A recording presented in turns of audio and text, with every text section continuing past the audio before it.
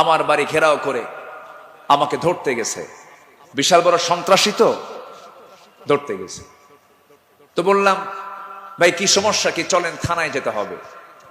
থানায় নিয়ে গেল। ওসির সামনে বসে আছি, দেখি ওসির চোখের ভিতরে পানি টলমল করছে, অশ্রুপূর্ণ চোখ। তো বললাম, আপনি কান্দেন কেন? হুজুর আমি আপনার খুব ভক্ত। তো ভক্ত তো ধরছেন কেন? বলে যে কি করব হুজুর, চাকরি বাঁচান তো ফরজ, সন্তানাদি আছে, কি করব, উপর থেকে খুব চাপ। হুজুর আপনি আমাকে মাফ করে দিয়েন। কি করবেন, চাকরি বাঁচান তো ফরজ। আমি বললাম, চাকরি বাঁচান ফরজ, ইমান বাঁচান নফল। মামলা একখান দিয়া চালান দিয়ে দিল, কোর্টে না মঞ্জুর করলো, কোনো মঞ্জুর হবে না।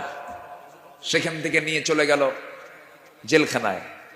জেলখানায় ঢুকলাম, ঢুকেই দেখি ৮০-৮৫ বছরের এক বুড়া মানুষ আমারে দেখে লম্বা একখান সালাম দিয়ে বলে, হুজুর আপনি জেলখানায় ঢুকলেন, খুব খুশি হলাম। তো বললাম, ঢুকলাম জেলখানায়, খুশি হলেন আপনি, ব্যাপারটা কি? বলে, হুজুর দূর থেকে ওয়াজ শুনি, দূর থেকে আলোচনা শুনি, কাছে যেতে পারি না, মুসাফা করতে পারি না, একটু মনের কথাগুলো বলবো তাও পারি না।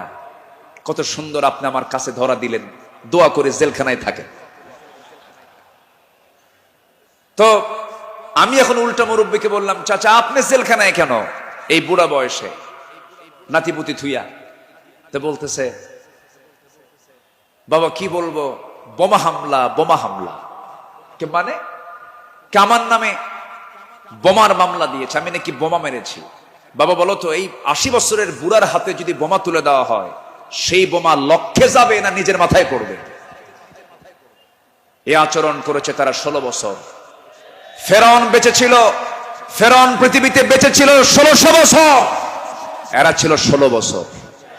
সংখ্যার যে মিল হলো কেমনে বুঝলাম না। ফেরাউনের যে চরিত্র, এদের সেই একই চরিত্র তারা প্রকাশ করেছিল ১৬ বছর। দাড়ি দেখলেই, টুপি দেখলেই তাদেরকে জঙ্গিবাদীর তকমা লাগিয়ে মামলা দিত। রাস্তার ফকির পর্যন্ত মামলার শিকার হয়েছে। আল্লাহ পাক একটা পরিবেশ আমাদেরকে উপহার দিয়েছেন, দিন কায়েমের কাজে আমরা এই পরিবেশকে কাজে লাগাবো। জোরে বলি ইনশাআল্লাহ, আরো জোরে বলি ইনশাআল্লাহ। আল্লামা সাঈদী তিনি দুনিয়া থেকে বিদায় নিয়েছেন, তার একটাই স্বপ্ন ছিল, এই বাংলার জমিন শাসন হবে কোন দিন, কোরআন দিয়া। এটাই তার স্বপ্ন ছিল। সেই স্বপ্ন পূরণ করার জন্য আল্লামা সাঈদীকে জীবন দিয়ে ভালোবাসেন আপনারা, আমি বিশ্বাস করি। কারণ ১০০ বছরের ইতিহাসে এমন রেকর্ড নাই।